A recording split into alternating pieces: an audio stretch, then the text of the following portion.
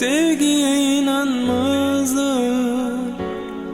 Benim hayatımın konağı.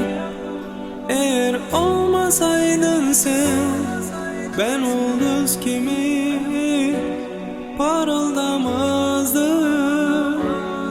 Senli geceleri eğer olmasaydı, sen nece de güzelsin. Bunu sana her bakanda gözlerimde, bunu sana dokunanda nebzimde, kalbimdeki hisler o zaman seni. Sen nece de güzelsin. Bunu sana her bakanda gözlerimde, bunu sana dokunanda nebzimde, kalbimdeki hisler o zaman seni. Sen nece de güzelsin.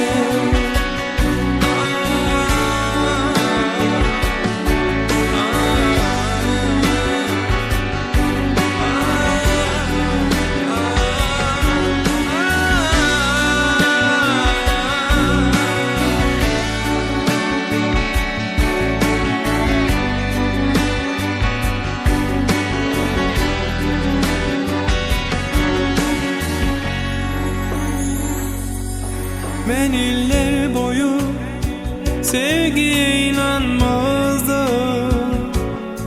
Benim hayatımın konağı.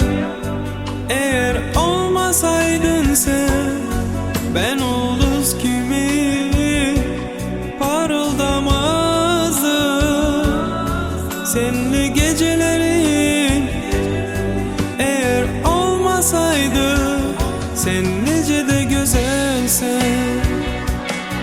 Bunu sana her bakanda gözlerimde, bunu sana dokunanda nebzimde, kalbimdeki hisler o zaman seni. Sen nece de güzelsin. Bunu sana